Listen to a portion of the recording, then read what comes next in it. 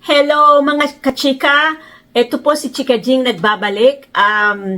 Ngayon meron uli akong tanong sa inyo na hindi ko sigurado kung totoo ang nabalitang si Dingdong Dantes po ba, nakabuntis daw? At saka sino po yung nabuntis niya? Anong pangalan? Ang sabi nila nabuntis umano ni Dingdong Dantes si Lindsay De Vera. So, ilang buwan na po yung bata or kumbaga ilang taon na yung bata. So, hindi ko kasi nakita.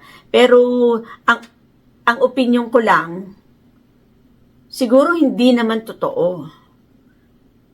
Biruin mo na napakabuting tao ni Dingdong. Pero, ika nga ano nga natin, hindi porke mabuting tao, hindi na rin nakakagawa ng hindi maganda. Pero sa akin bakit ngayon lang? Siyempre, aaminin ni Dingdong yan kahit noon pa. O kailan nangyari ba yon? At ano ang reaction dito ni Marian Rivera? So parang, imaginein mo si Marian Rivera, hindi ko man siya kilala. I mean, wala akong alam sa background ni Marian, pero medyo masungit sabi nung iba. Pero kung nasa tama naman siya, okay lang naman magsungit. Pero hindi rin, Pero hindi rin natin alam kung ano yung punot dulo, kung saan nanggagaling itong nakabuntis si Dingdong. At totoo ba ang chismis? Totoo ba ang chika, mga kachika? So comment down below kung sino ang, kung ilang taon o ilang buwan at kung totoo ba yung nabuntis niya na si De Vera. Magka sounds like yung kanilang apelido, Lindsay De Vera and Marian Rivera. Tama, magka-sounds like, magkatunog. Maganda rin daw yung babae. Teka, titignan ko. Maganda rin yung babae. Alam niyo, samot-saring, ang tawag doon, balita, hindi naman daw totoo, tapos totoo, o itinangging nabuntis siya ni Dingdong. Samot-saring balita. Siguro kailangan magpa-DNA para mapatunayan. Nagulat po ako because it's been a very long time since last ko po nakasama o nakatrabaho si Kuya Dong, and then ngayon pumutok yung issue aniya. So parang sa binabasa kong ito, hindi pala totoo. Kasi ito na yung statement ni De Vera. So, nagulat daw siya.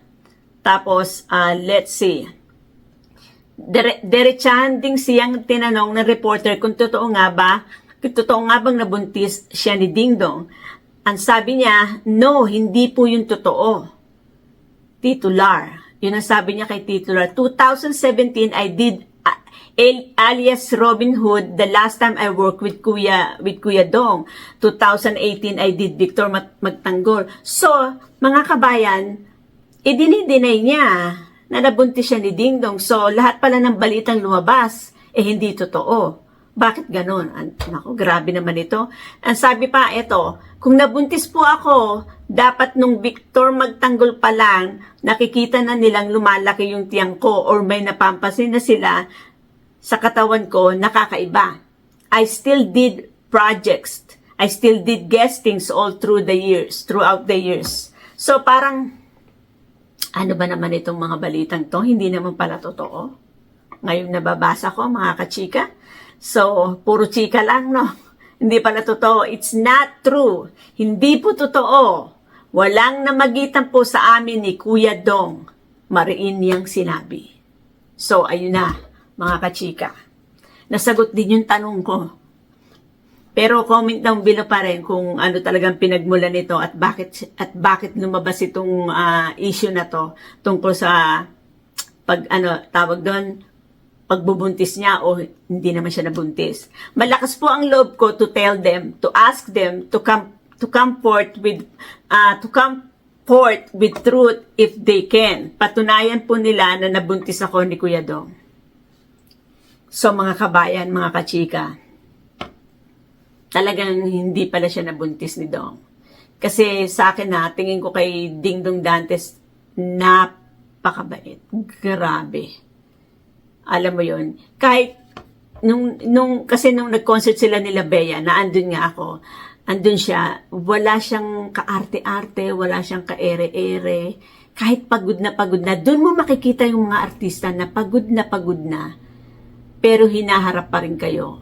Alam mo yon, ikukwento ko yan sa susunod kong vlog, yung mga artistang nakaharap ko na may mga, alam mo na, let's say, sabi nga nila, pag pagod ka, kaya hindi maganda ang tingin sa'yo kasi pagod na yung artista. Hindi rin eh.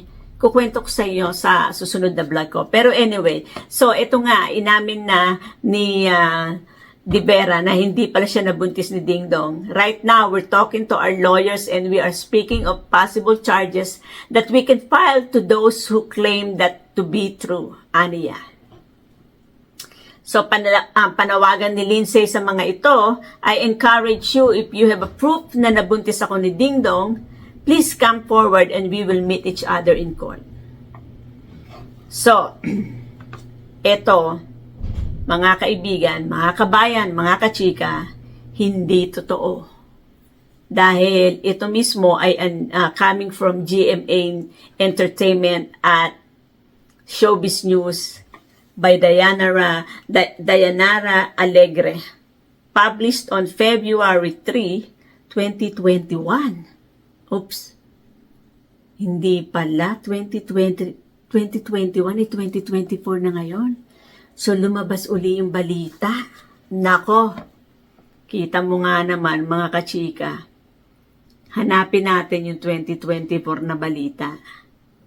So mali pala yun. Hala, patay tayo dyan. Ayan na nga po. Parang totoo. Malaman natin mamaya, kachika. At comment down below kung totoo nga. Kasi yung binasa ko pala ay 2021.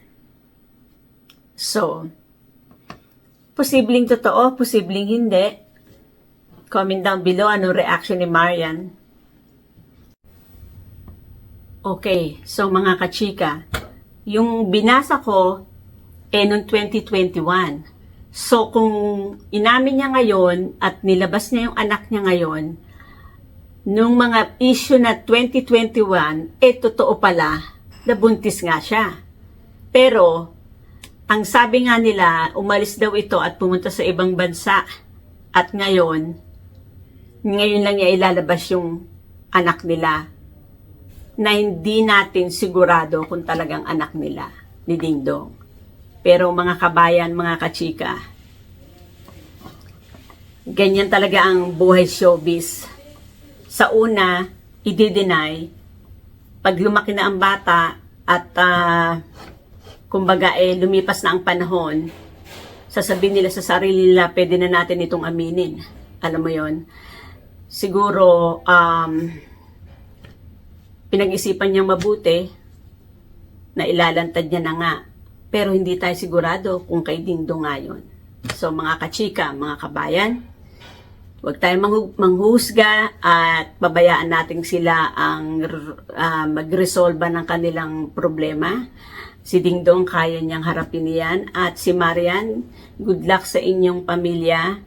At sana nawa ay mas-solve niyo itong problema ito. Maraming salamat sa inyo mga kabayan, mga kachika. Please comment down below and hit like and please share. And I hope mag-subscribe po kayo sa channel ko para dumami po ang ating mga chika. Salamat, magandang gabi.